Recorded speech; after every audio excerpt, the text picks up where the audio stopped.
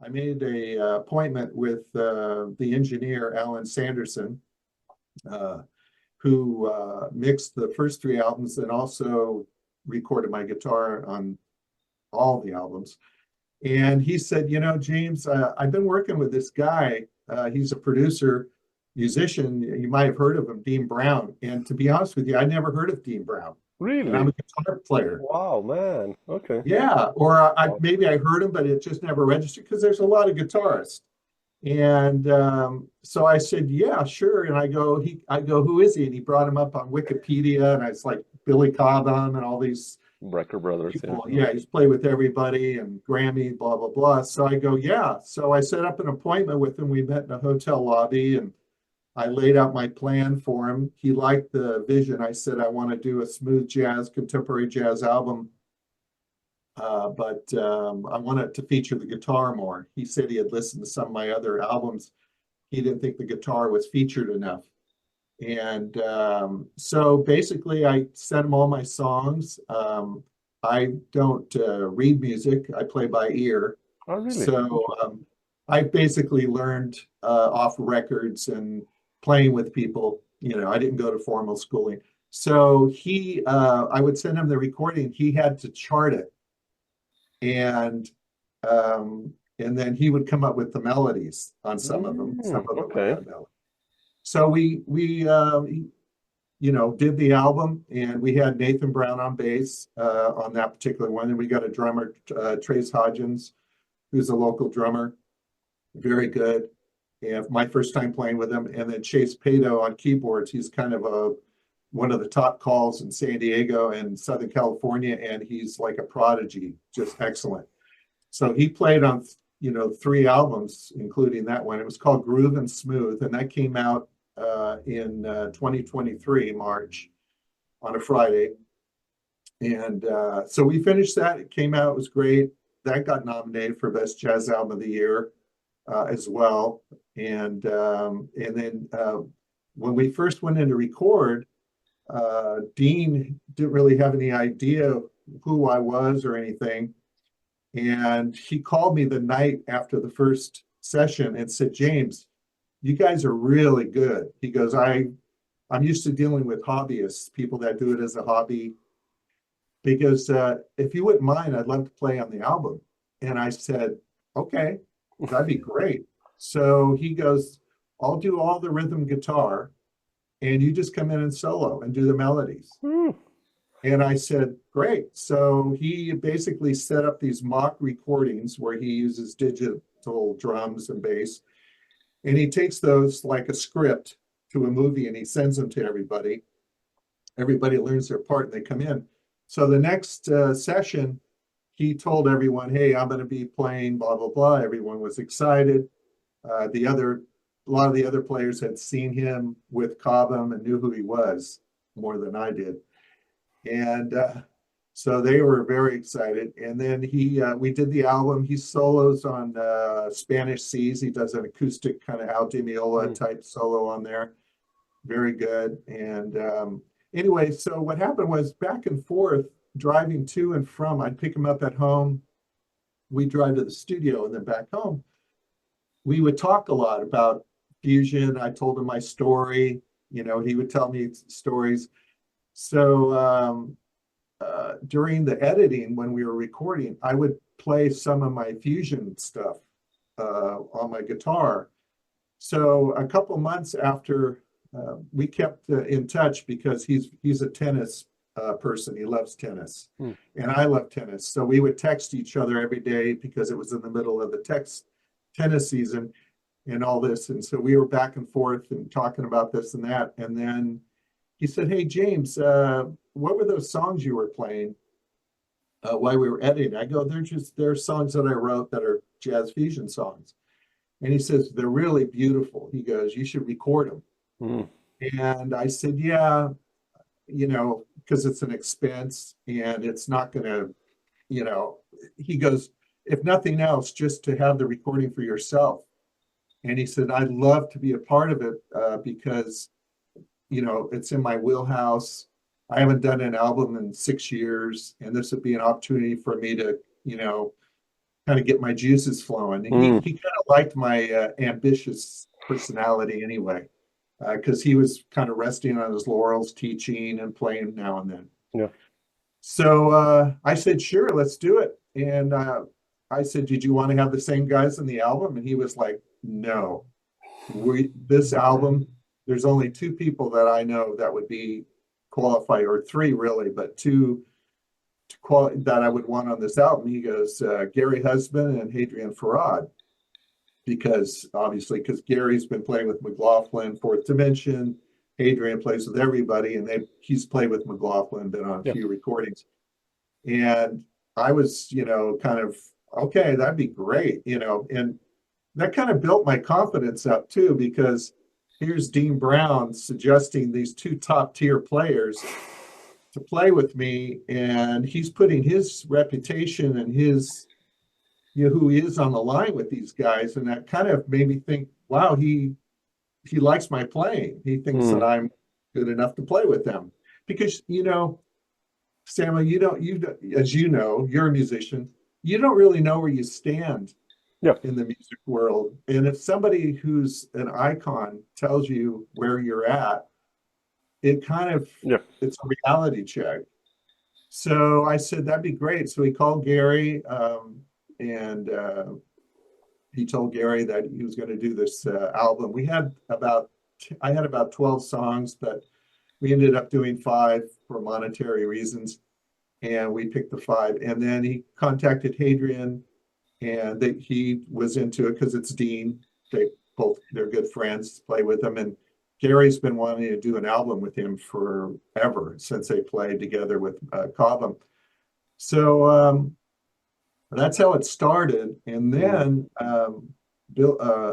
Hadrien, it was great because he only had to write charts for Gary, because Hadrien does not read charts like I don't read charts. Really? I didn't know that. Wow. Yeah, he's just learned like I did by ear. Really? I didn't know that. Yeah, amazing. So I was like, oh, so that was going to be easier for Dean. And Dean said, he was telling me, he goes, this album, I want this to be kind of like the 70s, kind of, because we had talked about it, where guitar players, if you go online now, you see these guitar players and they do they're amazing riffs, and they probably took like 10 takes to get it. He goes, I just want you to come in the studio and play your ass off, and don't, I want blood on the floor, and just go for it. No effects, just crank it. And harken back to the 70s as far as production and composition, because my songs kind of structured like that. Yep. And as you know, a lot of songs these days, Simon Phillips and a lot of these fusion players, Donati, they just have a groove basically that goes through it, and they do these spectacular melodies, solos, but they don't have a lot of tension and slow, and that's one of the things that Dean liked about this album. So we started recording, and what we did is we sent the mock-ups to both of them, and then Gary was going to do the drums first. And Gary, because of all his experience playing with McLaughlin, live performances and stuff, he had to basically formulate what the song was going to sound like, where I would solo in his mind. And he would have to, because from his experience, okay, the guitar player is going to be ripping at this point. So then he kicks into maybe a double kick and starts grooving, and then comes out of it. So he did the drums. Dean, to interject a little bit about Dean, he started not feeling well about August, and saying he was tired and stuff, and he wasn't feeling too good. So he was being checked out by the doctor. So he came in, and we listened to the drum tracks, and he loved it. And then we sent those to Hadrien, and Hadrien did his bass lines. Took a little longer till December. And then we sent those to Gary, and he had more. Gary did all the drums in one day. Did it in 7 hours. Man, yeah, he's insane. He's great. Beautiful drums too. Yeah, he's amazing. So then Hadrien had more time, and then we sent the keyboards he could do at home, so he had a lot more time to work with them. But during that time, um, and then I had done some mock guitar. All the guitar you hear is what I did with the mock recording. I I didn't want to redo my guitar after they did theirs because it would take away from the magic. They were playing off what they heard me do. Yeah. So even if I hit wrong notes or whatever, it I didn't care because they, you know what I mean? It might Yeah, yeah, sound too sure. forced. Yeah. So during that time, Dean started getting worse feeling, and he went into the hospital in October of 2023, and then I went to visit him because he was in there for a couple of weeks, and it turned out he had an aggressive form of cancer. So that was very disheartening, and he told me, and then the funny thing is that before he went into the hospital, he went one more time to the studio with me, and I brought him a cane, Well, and I had to help him from the door, physically walk him to my car and pick his legs up and put him in the car. And I told Dean, you don't need to go to the studio. We can do this after your checkups and all that. But he was so passionate about this album that he was in pain. I mean, he said mm, he felt like knives were sticking in his back, and he was just, so we went there and did all that. And then that was the last time he was in the studio. So when I went to see him in the hospital, he, said, promise me you'll finish this album. If anything happens, I can't do it. I said, okay. So I told Gary and Hadrien what was happening, and they said, yes, for sure, we'll finish it for him. Obviously. So I contacted Eric Marienthal mhm. to let him know that Dean's was worsening and that he should start a GoFundMe page. So he went ahead and posted a GoFundMe page, and I had talked to um, Dean about having Eric play on one of the songs, Soul in Time. And I told Eric that I wanted sax on there, and it was actually Dean who said Eric would sound great on this. And I told Eric about it, and he said he would love to play. So it morphed from a James Morgan solo album into like a tribute kind of album to Dean Mm, to finish possibly his last music project. yep. And so it became that. And so we spent the next year. So then in December, I got all the finished product except my guitar on a flash drive, took it to Dean, but by this time Dean was taken to another place in ICU. And I went in, and of course he couldn't talk. He had, tubes and things. And I just told him, everyone loves you. We're going to finish this album. I hope you get better. But I think he already knew Yeah. what he didn't want to tell me. He couldn't talk, but he didn't want me to know. And then a month later, he passed away. And, it's just hard to fathom that he was gone. So then I had to do my guitar parts, and without Dean there, because when I played with Dean in the room, he would like to say, okay, do your solo, and he'd be on his phone. He goes, okay, do it again, do it again. And he goes, okay, I can work with that. And then he would work with it. And then there would be parts where I might not like what I did, and he goes, Mm. oh, I love that. Like I hit a string with my thumb by accident, Yeah, and yeah, it made, those are good moments. Yeah. yeah. And he goes, because it's real. It's not, all polished and technical, Yeah, he was such a player, yeah, himself. So Yes. yeah, that makes sense. Yeah. So, yeah, that's what happened. Then I talked to Eric, and I said, if you want to play on this, Dean really wanted you to play on it. And he said yes. And they donated their time after that to Hadrien and Eric, because I was paying for it, obviously. And that was just because they wanted to be a part of this thing. And funny thing is I named the album A Soul in Time before. Mm, It was kind of prophetic in a way because Dean was a soul in time, And yeah, so we finished the album, and Guitar One Records is the label I go with. And as you know, labels nowadays are really just marketing tools. Yeah, yeah, They don't pay for recordings, and yeah. It's over. Yeah. So that's how Dean became involved in.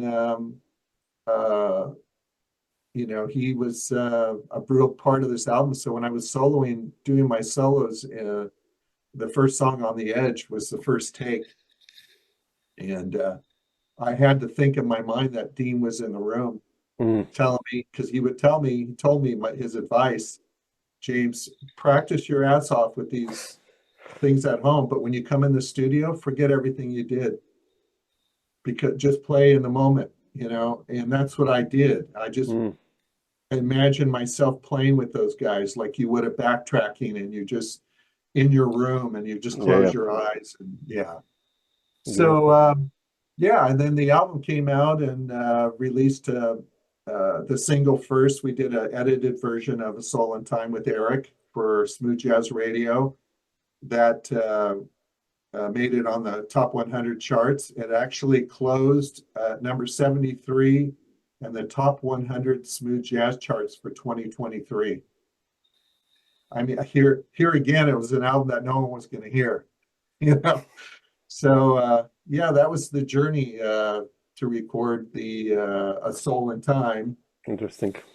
Yeah, Yeah, interesting one. What about the tunes? I wanted to ask you about the tunes. They're like, what was your process when writing them or when making these sketches? I mean, they're beautiful yeah, the melodies, and arrangements. yeah, the arrangements are Well, beautiful. And well, what I did is I send the song form to him, and Dean would write the melodies harmonizing with the chord form. okay. And yeah, he was a genius at writing melodies. Those melodies are amazing. I mean, if you listen to A Feather's Touch, Yeah, yeah, it's beautiful. all Yeah, all that synthesizer work, melodies, all written out. really. Oh wow. Okay. Yeah. And Eyes of Truth. Yeah. So On the Edge was a song that I had written before, one of the ones he heard. He liked it. We agreed on that one. Feathers Touch, I wrote a couple of weeks before we recorded. He wanted something. He says, "Do you have anything that has more of a kind of a groove beat that could be radio friendly, but kind of?" I said, "I'll write something." So I did. And then Eyes of Truth was a song I wrote back in the 90s. Oh, And Samba Sky, I also wrote back in like around 94, well, all right. but I just never recorded it. And he liked it. He just thought it had a lot of energy and it was reminiscent of Al Di Meola, kind of Return to Yep. Forever. Yep. So that's how we did that. And then again, he wrote the melodies, and then Gary took those and put his story. The thing is, when you Mm. play with players like Gary and Hadrien and Eric, they're not studio musicians, so you don't tell them, "Hey, do this, do that." You just say, because they have a story to tell, Absolutely. Yeah. and you just give it to them, and it's it's that kind of music, as you can hear, that's so natural for them to play. Yeah. Yeah. Five. The song Eyes of Truth has 5 different time signatures. Oh, but for Gary, that's like, that he played Yeah, with Holdsworth, and stuff like that. So it's like, yeah. And as yeah, Holdsworth, he would tell you, that Holdsworth would tell him, he liked it more when he played outside yeah, yeah, and flavored it up, and I like that too, because it gives you more freedom. I think a lot of players, uh, to be honest with you, the smooth jazz or the music I play with Ghost Jazz Trio is harder for me to play than jazz fusion, because it's structured and I have to stay in it's like a Navy cage. SEAL. I have to Yeah, stay yeah, in my 3-foot world. I can't go out of it. And unless it's a club, then we can kind of spread out a little bit. But with jazz fusion rock, I mean, it's about breaking barriers and pushing yourself to new heights. I mean, you can tell in my solos that I'm just like on the edge, like the song On the Edge.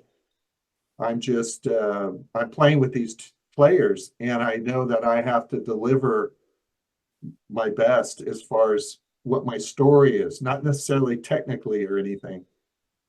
So that's kind of how the songs came Came to about. be, you Yeah, know. yeah. Interesting. And I think they sound good because it's a combination of everybody's story interpretation of it. Yeah, yeah, definitely. Hadrian's amazing, Oh you know.